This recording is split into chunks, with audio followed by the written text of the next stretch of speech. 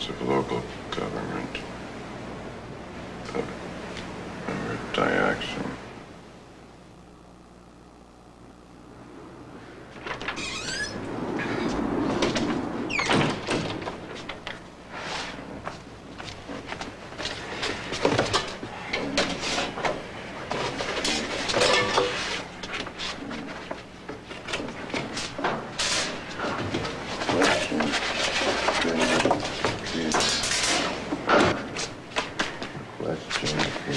What?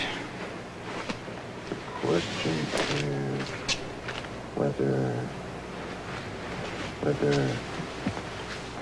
whether. James. Huh? What? Why don't you get up and go to bed? Huh? Oh, God, oh, no. I fell asleep. I can't believe it. Yes, but you kept right on working. Not a moment wasted in this dedicated student's day. No, I've got to finish this thing. This is the quintessential Kingsfield paper. I mean, this is the paper Kingsfield's been waiting for all his life. This is the paper that when I present it in his seminar, Kingsfield is going to be so thunderstruck, he'll be able to utter only one word. Pizza. God, I'm famished. Oh, it might be, hot. Something cold to drink. Yeah. James. Why don't you take a break? Like a real break? Where you sit down, you have a full meal. I can't. This paper must be this paper. I am sick hearing about this paper. It can't be that important. I want him to say it's brilliant. You're hopeless. This is a neurotic thing, you know. I mean, you get better grades from the man than anybody, but no, he's got to read your paper and die. You're sick. I know, but all great men are. You two deserve each other. Or take the idea of causation. Someone works in a shipyard in 1943 and contracts a lung disease 40 years later.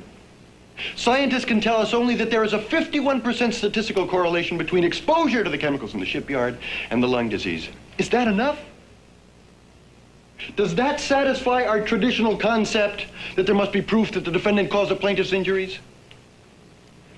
The answers are still evolving, but I submit that these are some of the most interesting legal issues of our time or any time. It is, as you say, an interesting subject.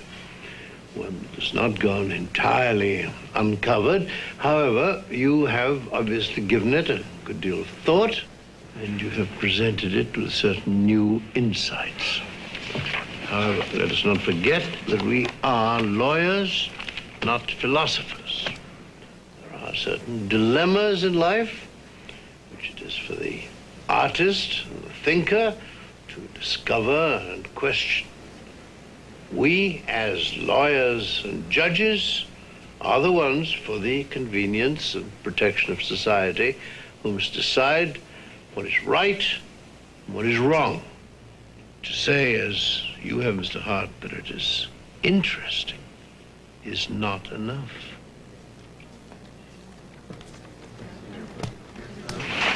To say as you did, Mr. Hart, that it is interesting is not enough? Well, what I want to know is what the hell is enough? Calm down. I want to calm down. I'm pissed. No kidding. Mr. Hart, Professor Kingsfield would like to see you. He knows I deserve better, but he's going to apologize. Oh, you've got to be joking. Kingsfield wouldn't apologize if he ran over his own mother. This was the first time. Mr. Hart. Yes, sir. In the next issue of the Law Review, we want to do an article about the influence of literature on the law. In view of the paper you delivered this morning, I have confidence that you are a very suitable candidate for this assignment. Thank you, sir. What specifically about my paper made you think that? Oh, just that you seemed rather less illiterate than most of your peers. Yes. Have you read much 19th century literature? Yes, quite a bit, sir. That's good, because I would like to do a piece on the Victorians, on Charles Dickens and his contemporaries and their influence on the law, extending this into the 20th century and finding parallels if they exist. Now, does that interest you? Yes, sir, quite a bit. Okay, go to it. Is that it, sir? I would have thought that was more than enough. Oh, I meant, nothing. Good day, sir. Good day. James, are you still having trouble facing that law review article? Kingsfield gave it to you 3 days ago. Hey, look, I get plenty of that from Golden, all right? Look, Ford, I just want to relax this weekend. I want to have some fun and blow off some steam. In other words, I don't feel terribly motivated to do anything for him. But why? Just because he didn't agree with your brilliant assessment of your own paper? No, because he knows I did better than he said. Holding back. Bitch. God, you make terrible coffee. That's not mine, that's yours from yesterday. Ford, when are you getting out of here? Kathy's gonna be here any minute. You mean I can't watch? Ford, we haven't seen each other for a few months. It's gonna take us a little while to get familiar again. At least half an hour. Ford, I need this weekend! Oh, shit. Oh, Art! What? It's still dripping. Didn't you call the landlord? Yes, I called the landlord. The fact that he didn't come isn't my fault. Pull the chain. You pull it. Oh, for God's sake. Oh.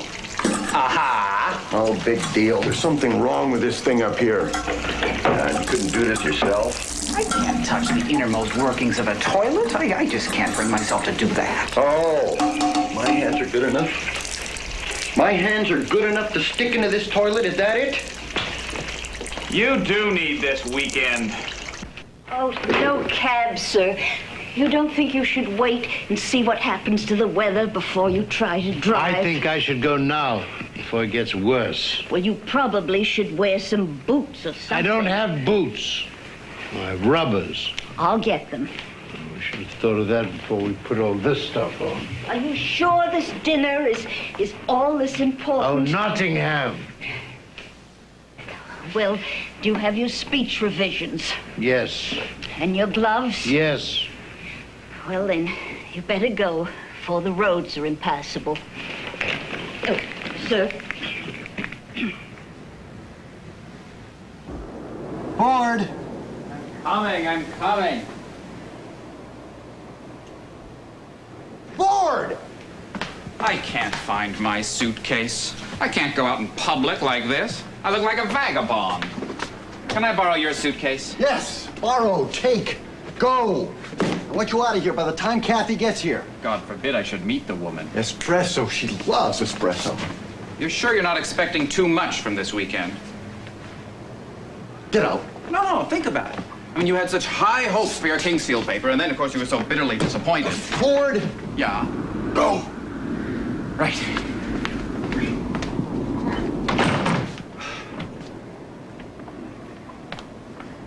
Worst snowstorm to hit the metropolitan area in 5 years. The plows are out in full force. Major thoroughfares are all open, but most side streets are quickly becoming impassable. And we just have a bulletin. The Massachusetts Turnpike is very slow, with stalled cars blocking most lanes. With towing equipment also caught in the traffic snarl. Visibility is down to 0. And now stay tuned to 1110 for up-to-the-minute news. And now Oh, you can't cancel now. Hello? No, Golden. Yes, I started it. It's coming along. What? No, do not come over here, Golden. No, I'm expecting company any minute. When it's finished next week, end of the week. Well, trust me. I wish I believed that. Another hot toddy and make it very hot.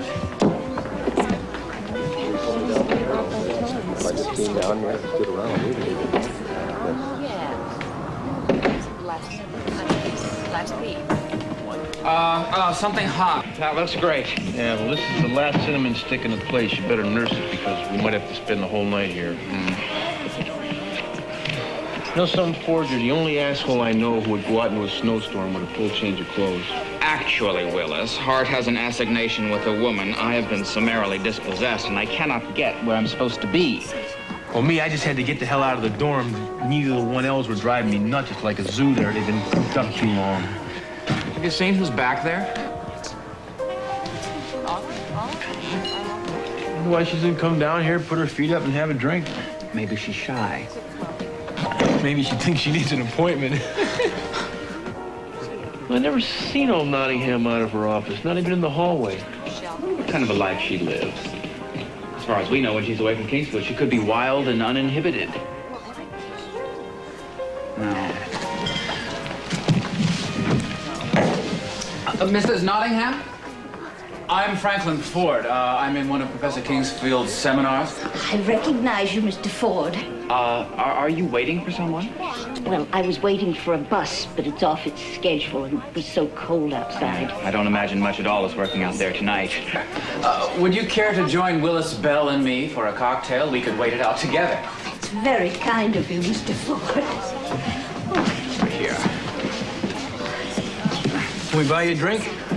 No, I'd never let a student spend money on me. Don't get all bent out of shape. We can split it. But I would like a hot toddy, though. Oh, on second thought, make that a brandy. Oh, I do hope Professor Kingsfield got off all right. He had an important meeting to attend in New York. Do you think the planes can take off in all this? Oh, I hope so. Otherwise, he'll be stranded at the airport all night. Oh, well, I'm sure he'll be all right. Professor Kingsfield can take care of himself. He's a big boy.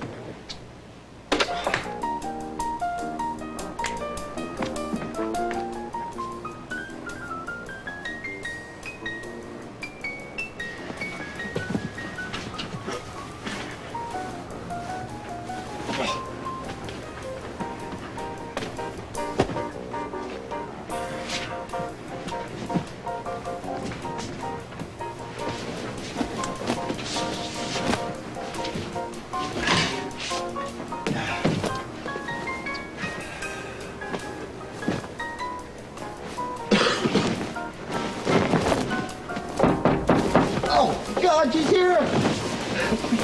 I don't believe it. Whoa. I cannot wait to hold you in my arms.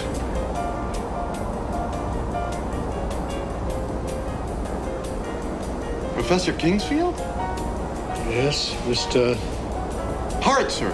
Yes, of course. Did not expect to find you here.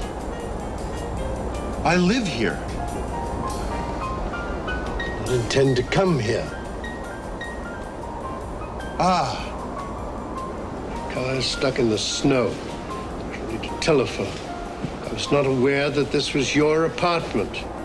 oh, May I use your telephone? Of course. Oh, God, come in, sir. It's right here.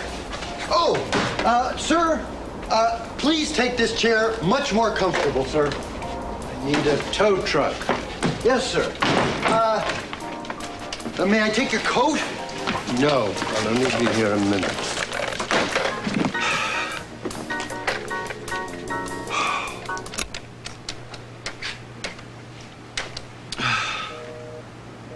The line's busy.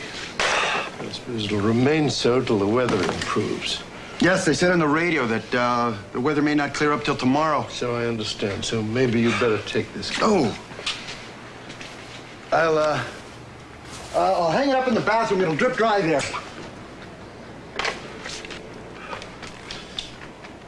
it's a conspiracy.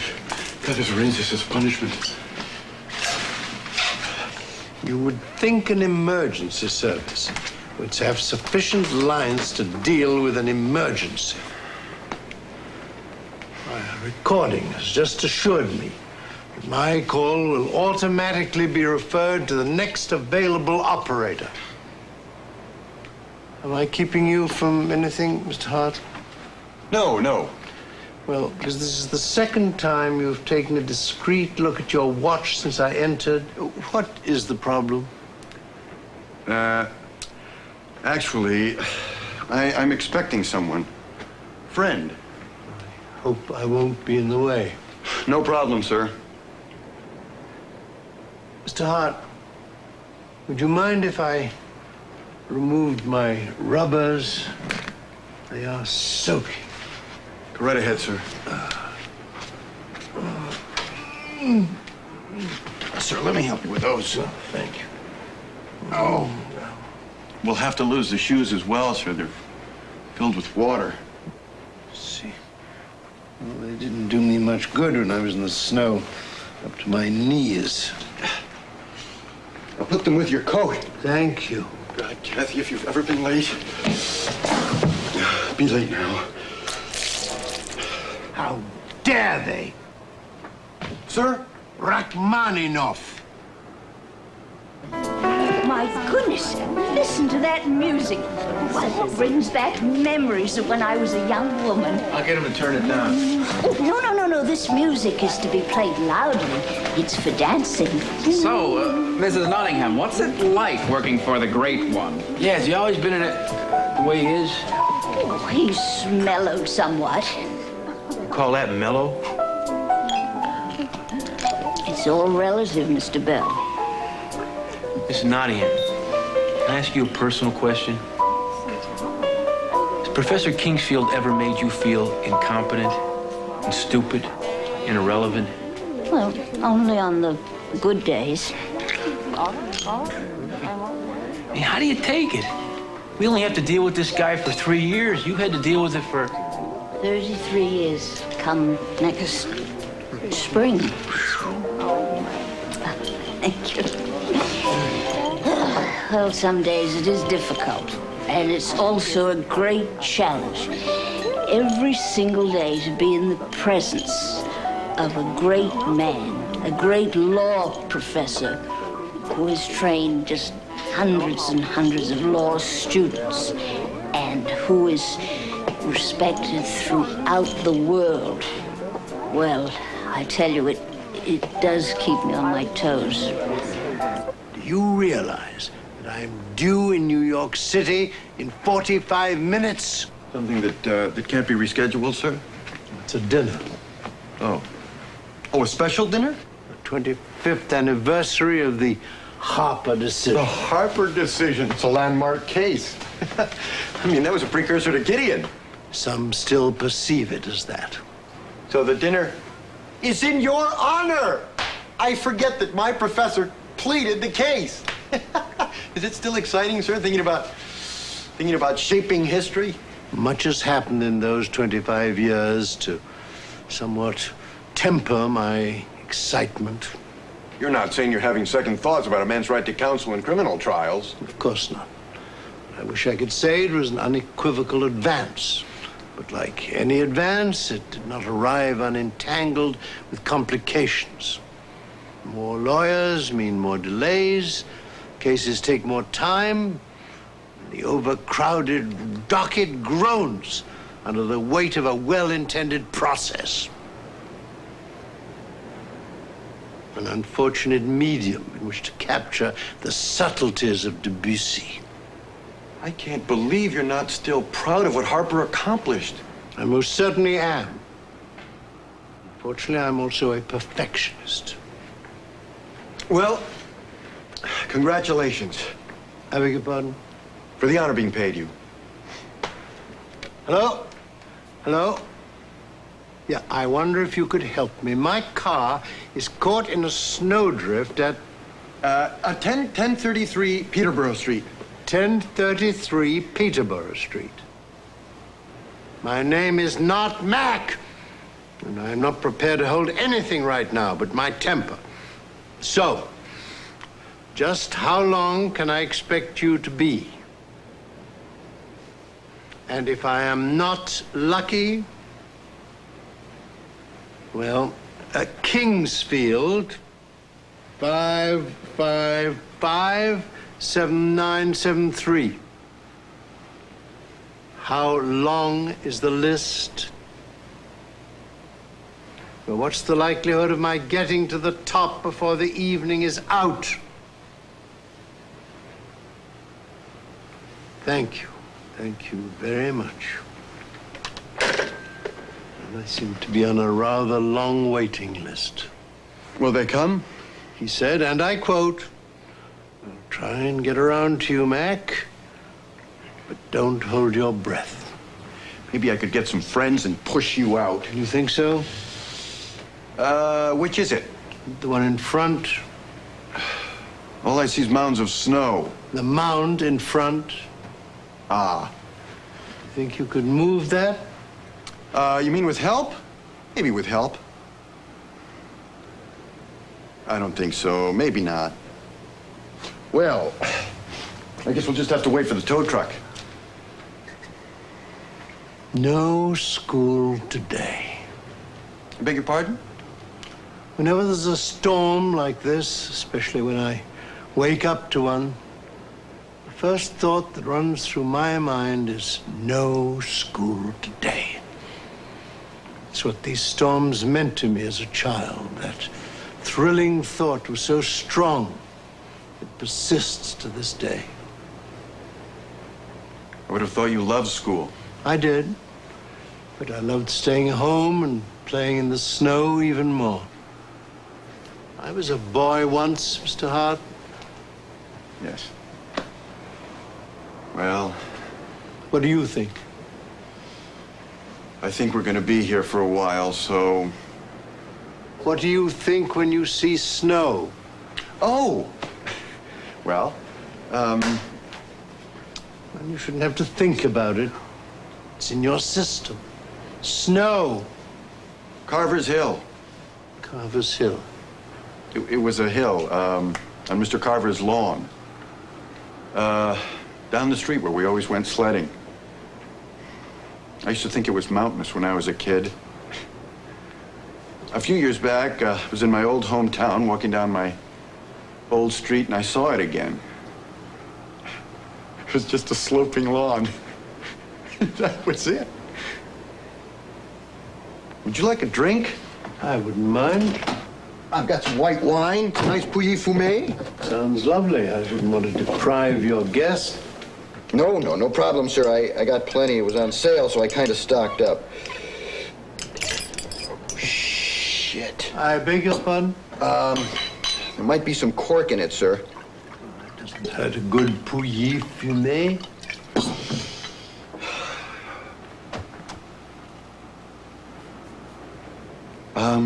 To summer.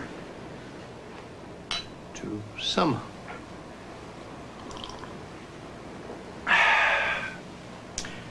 You know, I think I'd like a cup of tea. Oh, too much cork? No, I didn't taste any cork. I could open another bottle, sir. Same wine? Yes? I think I'll stick with tea. Sir, the bottle could be bad. The guy at the store told me this was a particularly good buy. 1980 was a bad year, and I never heard of Chateau de Montpré. Other than that, it's fine. Any particular kind of tea? Oh, anything that's hot and sturdy. Sturdy. Earl Grey, sturdy enough? Earl Grey will be fine. Sir, would you excuse me for a minute? I'd like to call my guest. I'm starting to worry about her. Earl Grey tea. No answer. She's probably left. I think I'd like to try the airport. Charles Grey II, Earl Grey, leader of the Whig opposition and largely responsible for the repeal of the African slave. Still ringing. Probably only one guy on duty. He became Prime Minister of England in 1830. Who? Earl Grey. Ah, yes, hello. Could you tell me if the 5 o'clock Eastern shuttle from New York arrived? Well, is there any way of knowing if it left New York? I see. Fine, thank you. I don't even know if she's left yet. She could be anywhere. Maybe they rerouted her. No, sir. All the airports are closed. The airports are closed. Yes, sir. And I'm not going anywhere this evening. Ah. It's Nottingham? Huh? It's Nottingham. What? Oh, you may not see the professor without an appointment. Mrs. Nottingham, you're in the tavern. It's late. You fell asleep. Oh, I had some brandy, didn't I? I hope I didn't say too much. Well, that stuff about Dean Perry was pretty racy. Oh, you're just pulling my leg, Mr. Bell. I hardly know the Dean. Report as soon as it comes to a boil. Right. Of course, if anyone can make it, Kathy can. She's a pretty determined type. Would you like some tea? No, thanks. I'll stick with the wine. She's not stranded at the airport.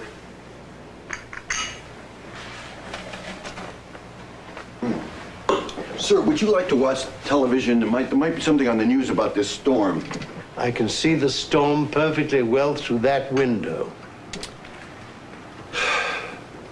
Sir, could I cook you dinner?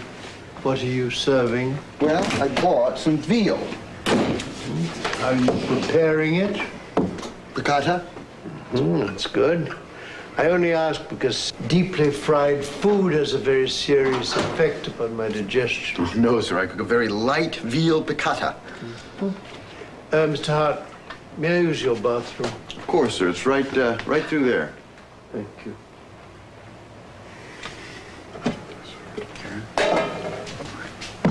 Not too much lemon.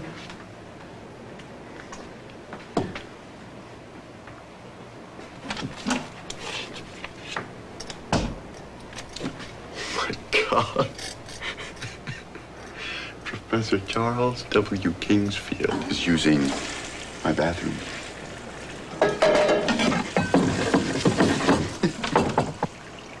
Mr. Hart, there's something wrong with your plumbing. Oh! The water will not stop running. Oh, Christ!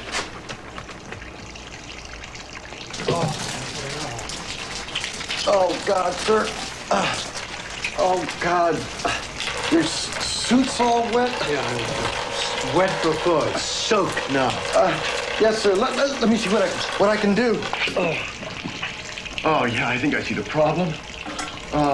Sir, could you hold this chain right here, keep it from filling up? Yeah, the ball's fallen off. The threads are all stripped. See, without the ball, sir, the arm won't float up and stop it from running. Can anything be done about that? Yes. I'll be right back, sir. What do I do? Just hold this? Just hold it, sir.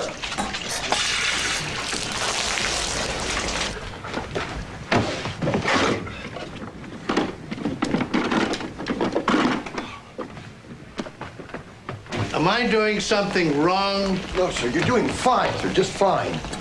You know, one of the things I've never mastered is household repairs. Years ago, just as I was leaving the house to argue Downs versus Metro Railway before the United States Supreme Court, a pipe burst in our basement. My wife was beside herself. She seemed to rely on me to do something about it. I said, my dear, just call the plumber. We suffered thousands of dollars worth of damage.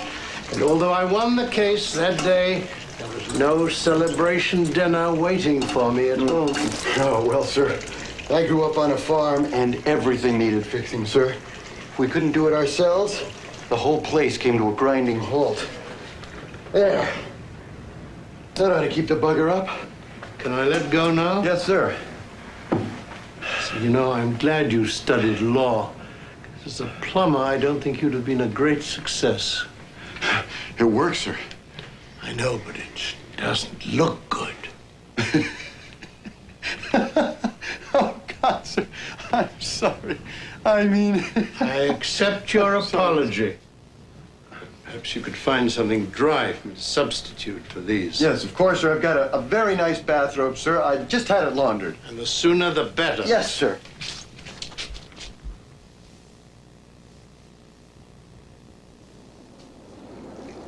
Black watch. My mother's family colors. I hope you don't mind, but I took the liberty of borrowing a pair of your slippers. It's large for me, but that's a lot better than my wet socks. Anything you find in there, sir, is fine. Dinner's almost ready. I'm starved. The Nothing like a swim before dinner to stimulate the appetite. You know, I have some red wine, sir. It's a Beaujolais, if you'd like to try that with dinner. Same sale? Yes. It's Bulgarian. Oh, I hadn't noticed that, sir. You know that Bulgarians make some quite good wines these days. I'll open it. Sir, I hope you're not too disappointed about the fact that you didn't make that dinner. The weather sort of discouraged me about that. At least there's no rush to get to the airport. None at all.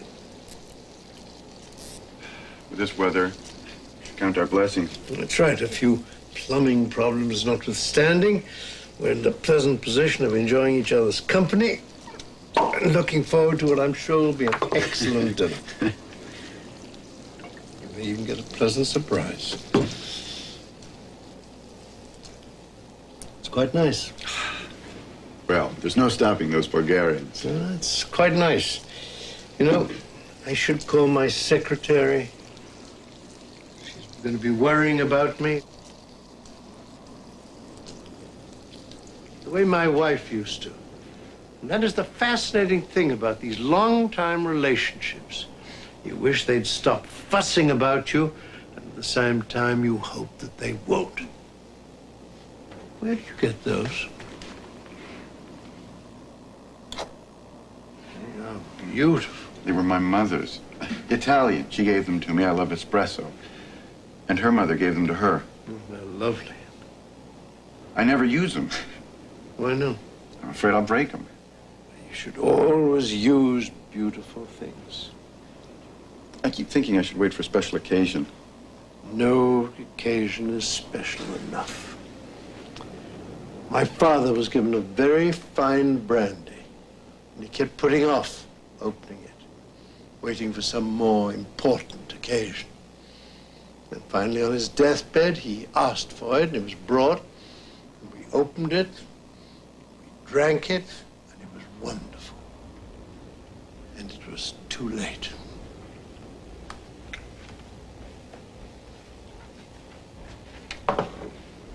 How are you coming with your piece for the law review? Sorry, sir. That's why I don't use the cup, sir. I'm glad you're hungry. I've made quite a bit. Bleak House. The best writing about the law courts in the whole of literature. You remember the beginning part? The opening section? This is the court of the Chancery, which has its decaying houses and its blighted lands in every shire, which has its worn-out lunatic in every madhouse, and its dead in every churchyard, which gives to moneyed might the means of wearing out the right, which so exhausts finances, patience, courage, hope, so overthrows the brain and breaks the heart, that there is not an honorable man among its practitioners who would not give, who does not often give the warning. Suffer any wrong that may come to you, rather than come here. You know it. Fog everywhere. Fog up the river, where it flows among the green eights and meadows. Fog down the river, where it rolls, defiled among the tiers of shipping. And the waters hide pollutions of a great and dirty city. You remember, he brings that fog into the court, where the Lord High Chancellor looks in the lantern that has no light in it, and where the attendant wigs are all stuck in a fog bag. Well, our courts are still fog-bound today. So I wanted that article. Today we only have shoddy expose fiction or dull scholarly tracts. No one like Dickens, who is both popular and provocative, who was not only a storytelling genius, but a social reformer. And I think his own life was the basis for his interest in social justice. I mean, when he was 12, after his father had been sent to debtor's prison, he wound up labeling jars in a shoe polish factory. Yeah, and then when he was 15, he was a law clerk in London. Yes, right. Yeah, well, if you want to discuss Dickens in relation to this article of yours, we have the time for it now. Okay, maybe. Yeah, that's a good idea. I'll look over my notes and maybe we'd better eat while it's still hot, sir. Yeah. It looks excellent. This veal is tender. It's not easy to come by. And expensive. Is this young friend of yours couldn't come here today.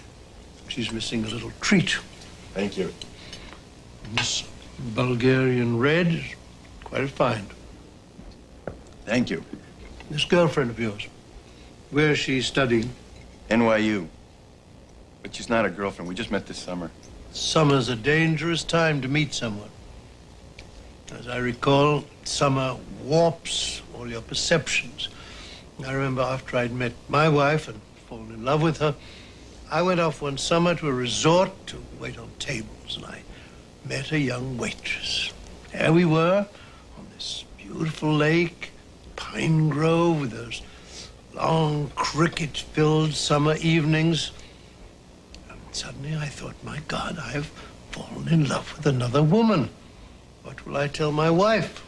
Well, she wasn't my wife then. What did you tell her? Nothing. Oh. I stayed in delirious pain for the entire summer. And then when I went back to the city, I prepared to tell my first romance about my second romance.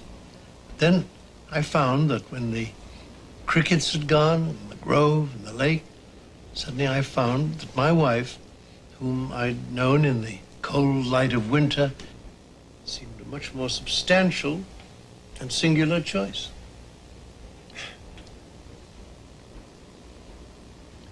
Well, this may turn out to be a summer romance. Today should be a good test for it. Still think she'll make it? Well, she's very determined. So you tell me. Actually, this could work out.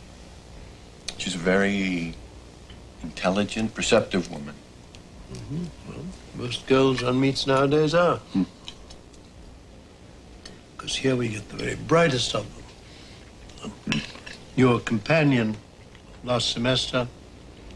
Connie Lehman? Yeah. She was handsome and astute. Yes, well, there are other things in a relationship.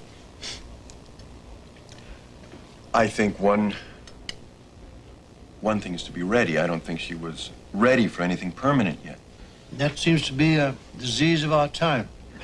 Nobody wants anything permanent. Let me tell you something. All those years I was married, of course, I kept thinking I should have spent longer sowing my wild oats. But the longer my marriage lasted, the more convinced I became that being married to someone, no matter how banal it might seem on the surface, was infinitely more satisfying and more exciting than the wildest of affairs. I think my greatest fear would be to look back over my life and to realize that I hadn't really loved somebody. I doubt if that will be your retrospective, Mr. Hart. It just isn't something I want to take for granted. I was under the impression that most young people of your generation were afraid of commitment. Well, I have to admit, it's a conflict. As much as I want a lifelong partner, I fear the passions will die. How do you keep those feelings alive over the span of a lifetime? I know it's possible. My parents still have a kind of vitality in the way they love each other, but it seems so rare. I was married to the same woman for more than 50 years. I never thought of myself as committed or not committed. I just felt that I was living with someone who knew more about me than anyone else in the world. And that, when it works, is in itself a kind of miracle.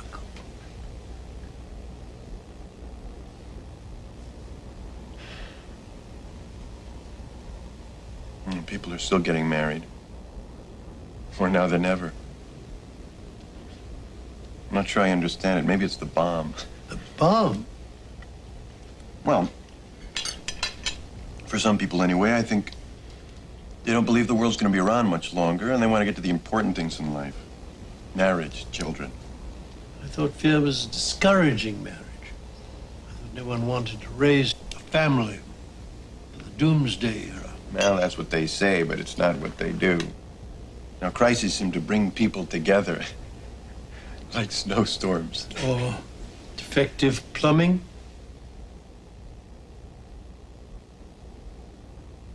Yes. Yes. I haven't started it. I beg your pardon? I haven't started the law review article. I haven't done anything about it. You haven't? No, sir. I have been trying, but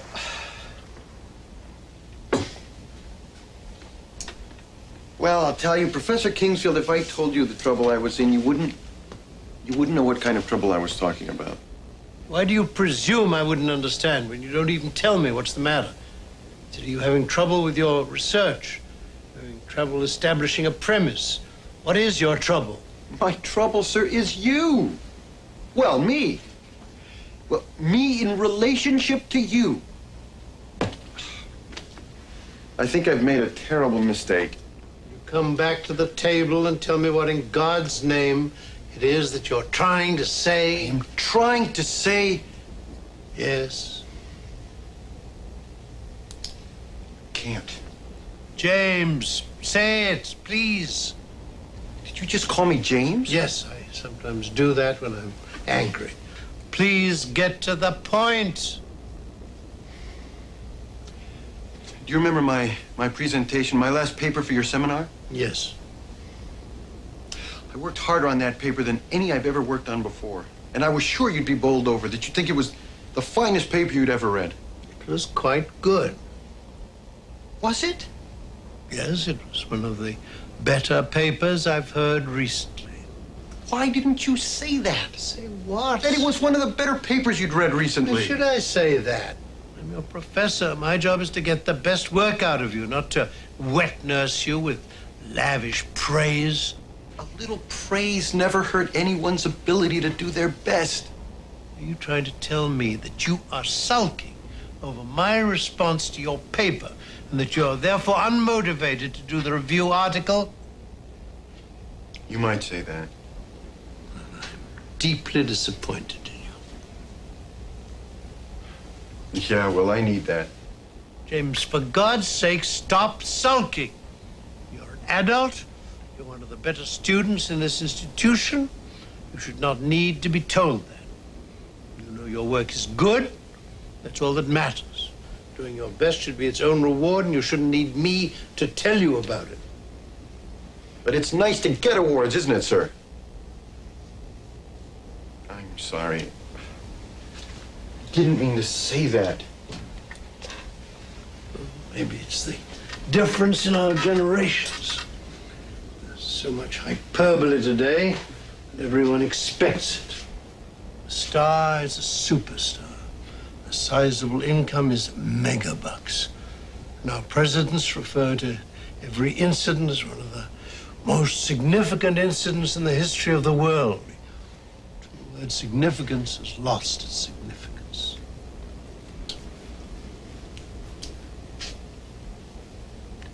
When I was a boy, I used to shovel snow in the walk for my father.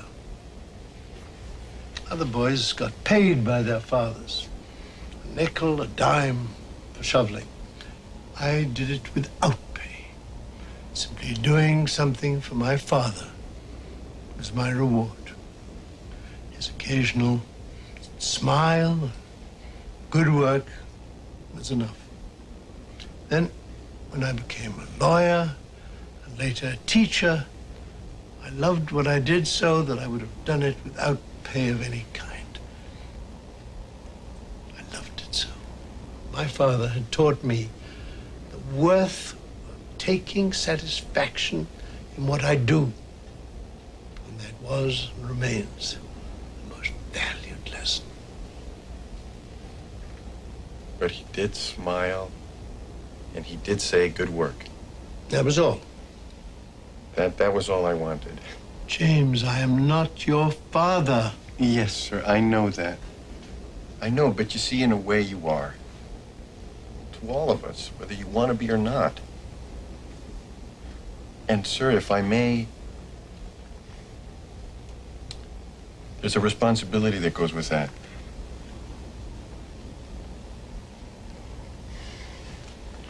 Would you like some coffee?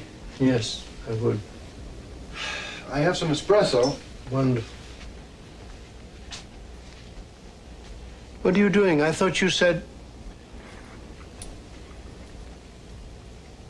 I considered this to be a special occasion.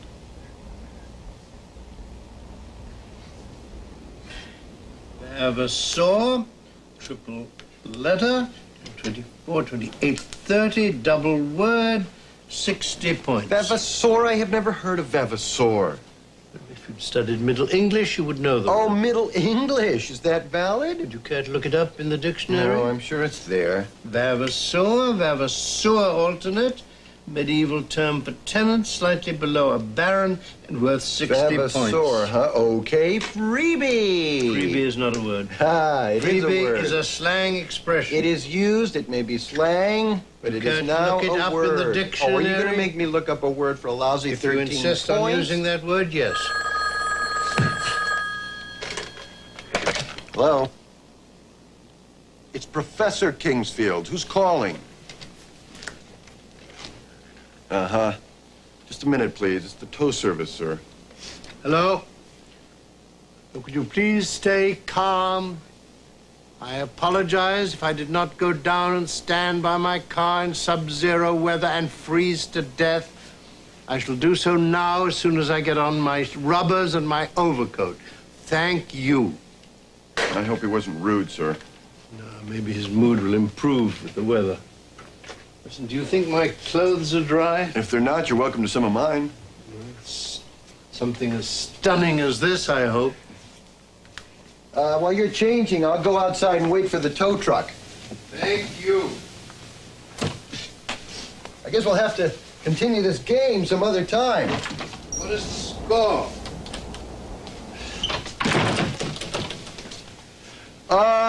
342 to 63. I guess we'll just say you won this one. I'll wait for you outside.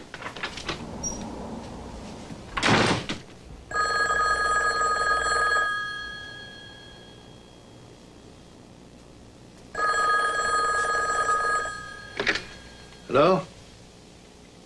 No, he just stepped out. I'll take a message.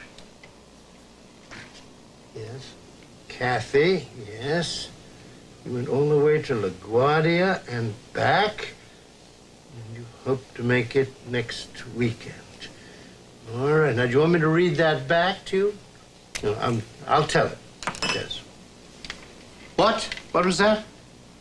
No. This is a friend.